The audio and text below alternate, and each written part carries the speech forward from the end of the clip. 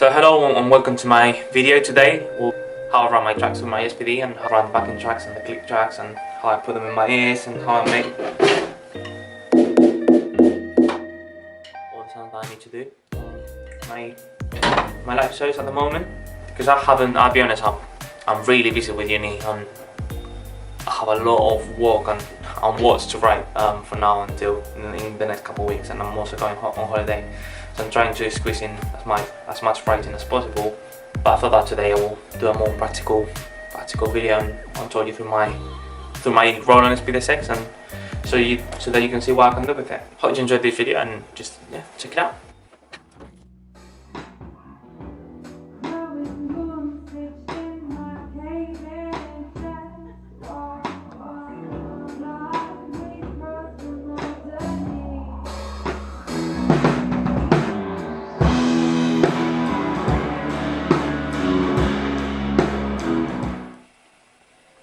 Okay, so let's go on with the tutorial on the SPD SX. First, I'd like to talk about the routine I've got here. So, I've got the power cable, that's pretty straightforward. And I've got, this is what I usually do. I got a jack coming from the mono, master out. And I've got my headphone cable. Usually on a gig, why take this to is to a headphone amp that then takes the click and the backing track to the rest of the band and the headphone amp. So I will plug my headphones onto the headphone amp, not onto here. But for practice purposes, I use that there. Everything else, I don't touch it for now. Now, if we look at what I've got in the pads and all the buttons around here, I tend to have my master there, so I've got a bit of room if I need to. Phones, I usually have it there, same reason. Now, if I go into the usual setup, okay, I tend to have all my songs in the order set list anyway. Some of them are not here because we don't use a backing track. But for example, when we open with Lucid and then start with Home, we just jump back a couple of tracks, a couple of kits, sorry. But then from then on, it's pretty straightforward. You just every track, you just play that. Cool. And then what I've got on effects wise, I don't tend to use anything for the Olufsen set list. Only at the ending of the songs, transition between Lucid and Home. What I do is I've got these up there, and when we start breaking out, I just turn on the delay, turn on that, and then it will start becoming noise basically. And at some point I click all sound off, so everything turns off. I click the delay off, I go into Home. Everything here happens really quickly.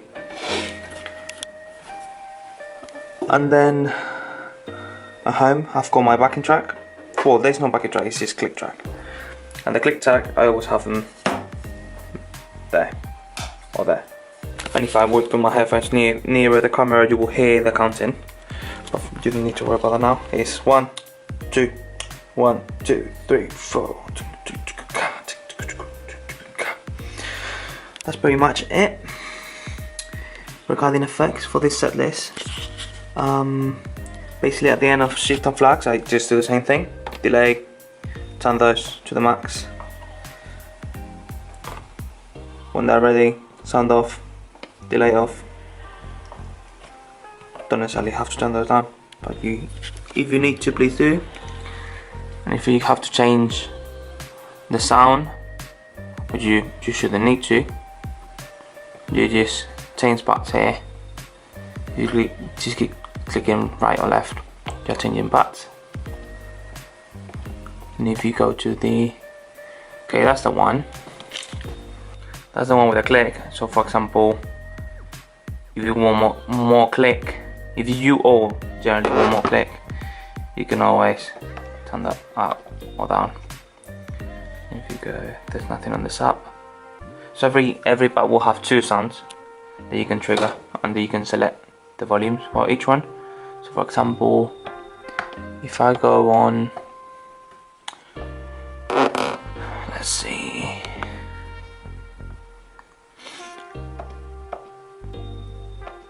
you want this. So for example, if you go on, if you let me click on all the parts, you go a snare there, so it sounds like this.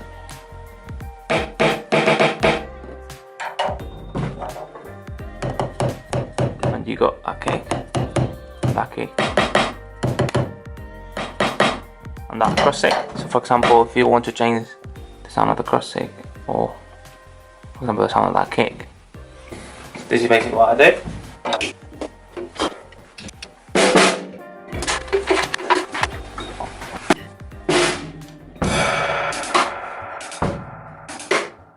That's basically how I run my backing tracks through the SPD, and how I add layers of sounds